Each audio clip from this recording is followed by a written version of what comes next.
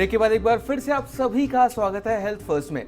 दर्शकों, आज हम चर्चा कर रहे हैं मुंह के कैंसर पर, क्योंकि कैंसर जैसी बीमारी का जो जड़ होती है वो होती है तंबाकू।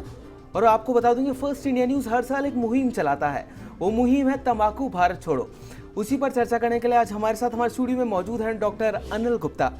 डॉक्टर साहब, आपसे जानना चाहूँगा मैं, प्लास्टिक सर्जरी भी की जाती है मुंह के कैंसर के लिए? जी, मैंने अभी शुरू में बताया कि जैसे हम जबान का रिकंस्ट्रक्शन करते हैं, दोबारा बनाते हैं, जबड़े को दोबारा बनाते हैं, तो वो काम हमारे जो ग्रुप का जो प्लास्टिक सर्जन है, जिसको हम माइक्रोवेस्कुलर सर्जन बोलते हैं, हर प्लास्टिक सर्जन माइक्रोवेस्कुलर सर्जन नहीं होता, क्योंकि जो नसें होती हैं, जो फ्लैप के साथ हम नसें लेते हैं, वो इतनी बारीक होती हैं कि बाल से थोड़ा ही मोटी होती हैं।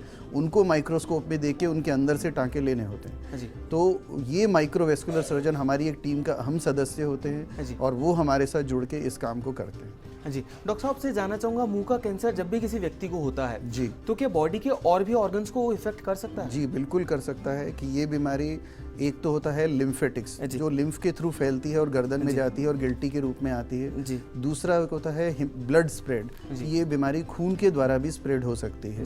तो ये खून के द्वारा जब स्प्रेड होती है तो अपनी हड्डियों में जा सकती है, लिवर में जा सकती है, लंग्स में जा सकती है या कहीं और। तो इस चीज़ के लिए अपने को सिर्फ मुंह, और जो इस बीमारी से पीड़ित हैं मुंह गले के कैंसर से, उनको अपने छाती का इलाज एक्सरे के द्वारा, पेट की सोनोग्राफी के द्वारा, और समय समय पर जब भी जरूरत हो कम से कम साल में एक बार बोन स्कैन जरूर करा लेना चाहिए, जिससे कि ये पता लगता रहे कि हाँ ठीक है, हमारे शरीर में बीमारी मुंह के अंदर तो नहीं है, लेकिन ये पता नहीं रहता कि कहीं और तो नहीं फैल गई है। तो इसका पता जरूर लगाते रहना चाहिए। जी डॉक्टर साहब, से जानना चाहूँगा कि जब भी किसी व्यक्ति को कैंसर होता है उसके बाद मान लीजिए पहली और दूसरी स्टेज में उनका इलाज हो जाता है, उस इलाज के बाद क्या दोबारा भी कैंसर होने की संभावना रहती है? जी हाँ, बिल्कुल रहती है। जैसे मैंने अभी कहा था कि फील्ड कैंसराइजेशन है, तो जो हमारे म्यूकोजा है, जो ओरल कैविटी की जो झिल्ली है, उसके अंदर ये चेंजेस, चूँकि हम जब गुटखा खाते हैं तो पूरी मुंह के झिल्ली में ही चेंजेस आते हैं। तो ये बीमारी जब ये क्या हम कहते हैं कि 60% मरीज ही ठीक हो सकता है या 70% मरीज ही ठीक हो सकता है, तो इसका मतलब 70% मरीज ही ठीक हुए, बाकी 30% को मरीज को बीमारी कभी भी दोबारा आ सकती है। डॉक्टर साहब, अभी के लिए एक दर्शक हमारे साथ जुड़ी हैं, झालावाड़ से दीपिका हैं। दीपिका जी, आपका बहुत बहुत स्वागत है, अपना सवाल पूछिए। जी, हमें जीभ के साइड में मतलब जलन होती है जी, तो वो किस कारण से होती है? देखो, जलन होना कैंसर का कारण नहीं है। भी होता है। सिर्फ जलन अगर है, छाला नहीं है, गांठ कोई नहीं है, गले में कोई गिल्टी नहीं है, तो वो कैंसर नहीं है।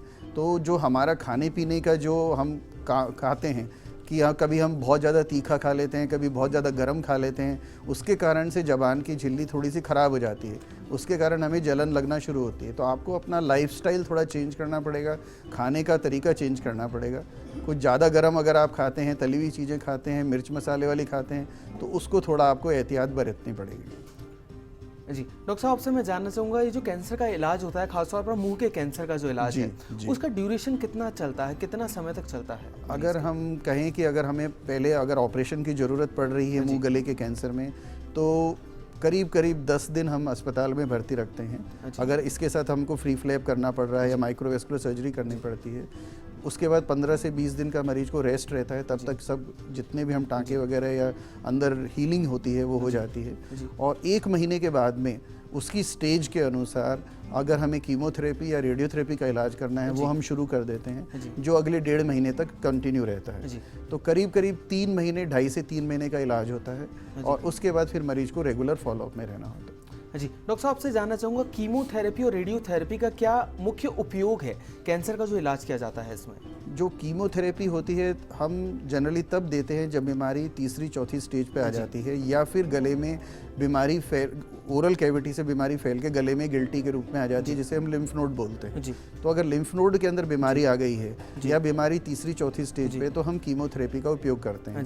तो कीमोथेरेपी जनरली हम वीकली कीमोथेरेपी देते हैं। जैसे अगर हम सोमवार को इलाज किसी का शुरू करते हैं, तो हर सोमवार को 6 हफ्ते तक हम उसको कीमोथेरेपी देते हैं। और रेडियोथेरेपी इसके साथ साथ में दी जाती है, जो कि करीबन सोम से शुक्रवार हर 5 दिन हम देते हैं हफ्ते में, और 6 हफ्ते तक कंटिन्यू रखते हैं। जी डॉक्टर साहब, आपने कहा कीमोथेरेपी 6 हफ्ते तक लगातार दी जाती है, हर वीक दी जाती है? हर वीक, वंस ए वीक। अगर मान लीजिए किसी हफ्ते स्किप हो जाता है तो क्या दोबारा से एक से शुरुआत करनी पड़ती है और या फिर नहीं, उसी क्रम को वो आगे फिर बढ़ाया जा अगर सकता है? स्किप हो जाता है, एक आध दिन अगर स्किप होता है तो we can continue on next day.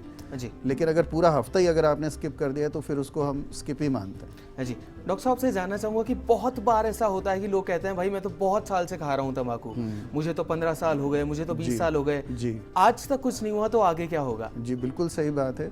हर व्यक्ति का बायोलॉजिकल बिहेवियर अलग अलग होता जी। है। किसी को हो सकता है कि थोड़ा सा गुटखा खाया, साल 2 साल बाद कैंसर हो गया, किसी ने 15-20 साल बाद खाया, उसके नहीं हुआ, क्योंकि सिर्फ गुटखा खाना कैंसर नहीं है। जी उस व्यक्ति के अंदर उससे संबंधित ऑन्कोजीन्स होने चाहिए। जी। वो ऑन्कोजीन्स जब गुटखे के कारण इरिटेट होते हैं, म्यूटेट होते हैं, तभी कैंसर का रूप आता है, नहीं तो नहीं आता।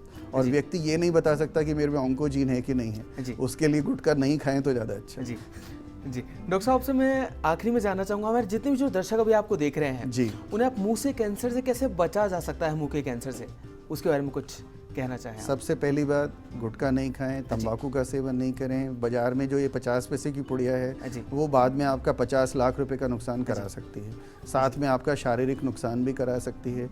अपना अंग भंग टेढ़ा हो जाता है जो कि दिखने में भद्दा लगता है। तो सबसे पहली बात तो ये कि वो ना खाएं। दूसरा, कोई भी चीज़ हम खाते हैं, चाहे बाजार की खाते हों चाहे घर की खाते हों, खाने के बाद कुल्ला गरारा जरूर करें, जिससे मुंह में जो कण इकट्ठे हो गए हैं या कहीं चिपक जाते हैं वो साफ़ हो जाएं, जिससे कि हमारा मसूड़े इरिटेट नहीं हो और उसमें इंजरी नहीं हो। बहुत ज़्यादा गर्म का भी हम खाना खा लेते हैं तो उसके कारण भी इंजरी होती है। सोडे से संबंधित चीज़ें हम खाते हैं तो वो क्या इरिटेट करता है हमारे गाल को, वो ना खाएँ और या कम से कम लें। तो इन चीज़ों का अगर हम ध्यान रखते हैं तो हम काफ़ी हद तक इससे बच सकते हैं। जी तो दोस्तों, आशा करते हैं कि हमारे शो आपको बहुत पसंद आया होगा। डॉक्टर साहब का बहुत बहुत शुक्रिया हमारे शो में आने के लिए और दर्शकों को इतनी महत्वपूर्ण जानकारी देने के लिए। धन्यवाद। तो दोस्तों, अगर आप भी जानना चाहते हैं अपनी बीमारी से संबंधित कोई भी जवाब, तो अभी हमें कॉल कर सकते हैं। आप हमें ईमेल भी कर सकते हैं। हमारा ईमेल आईडी है healthfirst@firstindianews.com। फिर मिलेंगे किसी नई बीमारी के इलाज के साथ। तब तक के लिए दीजिए इजाजत। नमस्कार।